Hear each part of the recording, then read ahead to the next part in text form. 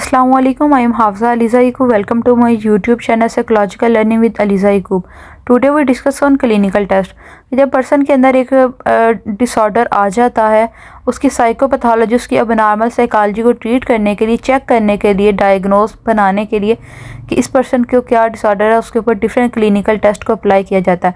आज हम उन टेस्ट को डिटेल में डिस्कस करते हैं कि वो कौन से टेस्ट हैं जिन्हें हम अप्लाई करके पर्सन का चेक कर सकते हैं कि इसको डिसऑर्डर क्या है या इसके अंदर क्या मेंटल इशू है, और इसको फिर उसकी बेस के ऊपर डायग्नोस किया जाता है।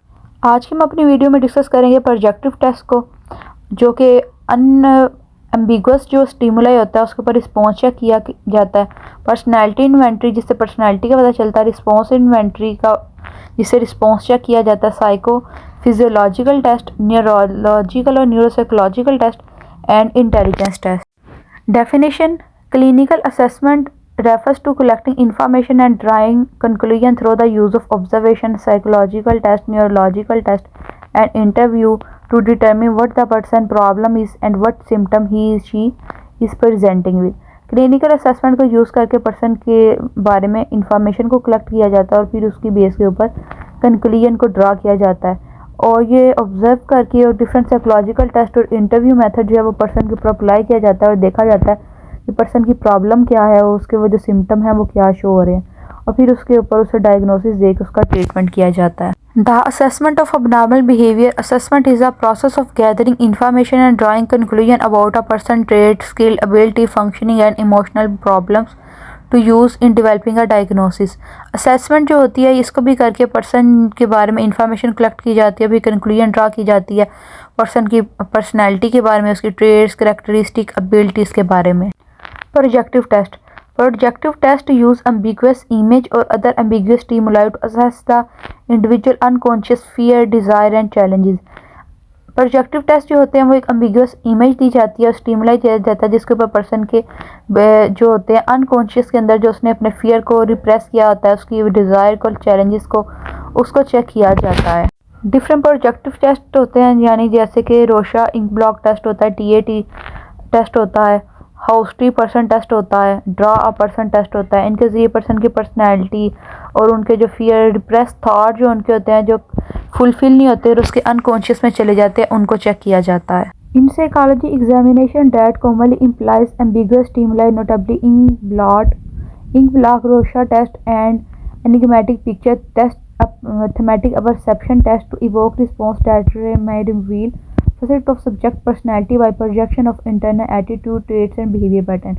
यानी कि इन डिफरेंट प्रोजेक्टिव टेस्ट के जरिए पर्सन की इंटरनल एटीट्यूड, उसके ट्रेट्स और बिहेवियर पैटर्न्स जो है उनको चेक किया जाता है। प्रोजेक्टिव टेस्ट की जो स्ट्रेंथ होती है वो ये होती है कि नो राइट और रॉन्ग आंसर, यानी कि पर्सन का हर एक का जो भी हो रहा है उसके ऊपर उसके कंक्लूजन निकाला जाना, उसको स्कोर दी, यानी ये नहीं होता कि इसका आंसर ठीक है और इसका आंसर जो है वो गलत है।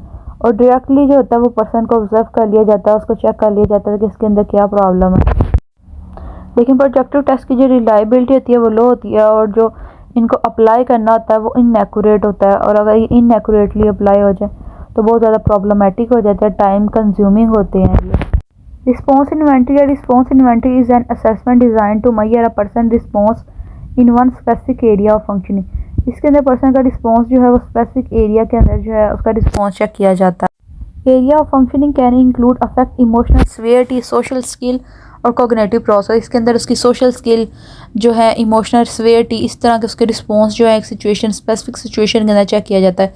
यानी कि अगर कोई एक एक्सीडेंट हुआ है तो उसके अंदर उसका रिस्पॉन्स चेक करना है कि उसकी इमोशनल सिवियरिटी क्या है, कि वो उधर हेल्प आउट करता है कि नहीं करता। इस तरह वाले टेस्ट जो हैं वो क्वेश्चन उनसे फिल आउट करवाए जाते हैं और फिर उसके ऊपर उनकी पर्सनैलिटी को देखा जाता है। इसका जो एडवांटेज होता है ये होता है कि बहुत क्विकली जो होती हैं कुछ इन्वेंटिव फिल आउट हो जाती हैं, उसको जो है ना वो कम टाइम लगता है। ये ज़्यादा नहीं होता कि इसको पूरा करने के लिए ज़्यादा टाइम लगे ताकि पर्सन जो है वो टायर हो जाए और उसका दिल ना करे करने के लिए। ये मोर रिलायबल एंड वैलिड होती हैं जन प्रोजेक्टिव टेस्ट से। लेकिन इसके अंदर जो लिमिटेशन आती है वो ये आती हैं कि पर्सन को लैंग्वेज जो होती है वो अंडरस्टैंडिंग नहीं आती, कल्चरल बाइसनेस आ जाती है, कल्चरल बैरियर आ जाता है, और ये जो होते हैं पर्सनैलिटी टूल्स होते हैं ये एक्सपेंसिव होते हैं, ये अफोर्डेबल नहीं होते।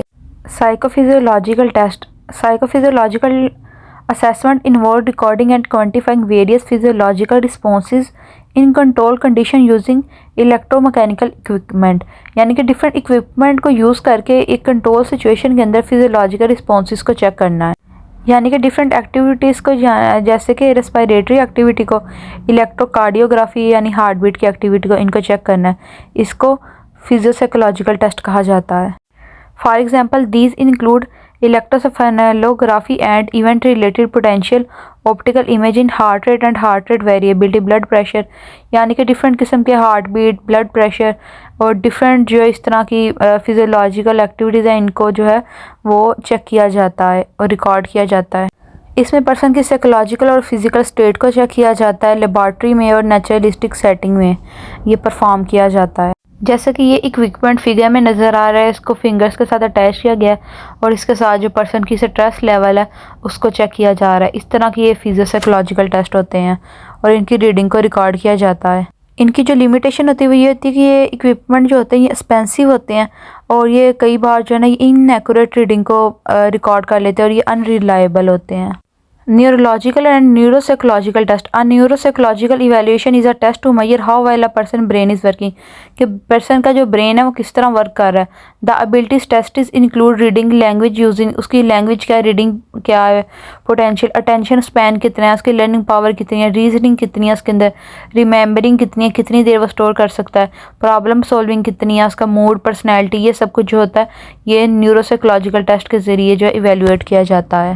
Neuropsychologist can evaluate and diagnose individual with neurocognitive disorder. इसके जरिए पर्सन के अंदर जो डिफरेंट न्यूरोकोग्निटिव डिसऑर्डर होते हैं कि पर्सन को dementia, delirium, अमनीशिया, cognitive disorder, traumatic brain injury, Parkinson disease, Alzheimer and Huntington disease, ये डिजीज़ हैं या नहीं है, इन टेस्ट को अप्लाई किया जाता है और इसके ज़रिए जो है वो फाइंड आउट किया जाता है। पर्सन की attention, memory, language, visual, spatial, developmental disorder, ये सब कुछ इसके साथ मेजर किया जाता है और देखा जाता है कि पर्सन की ADHD तो नहीं है, पर्सन को उसकी मेमोरी किस तरह की है, वो एंग्रीनेस कितना है उसके अंदर और अटेंशन स्पैन कितना है, ये सब कुछ जो ये न्यूरोसाइकोलॉजिकल टेस्ट के ज़रिए चेक किया जाता है। न्यूरोसाइकोलॉजिकल टेस्ट के अंदर memory, speed, creativity, flexibility, attention span और फोकसिंग पावर यानी कि कंसंट्रेशन पर्सन की कितनी है, ये सब कुछ चेक किया जाता है।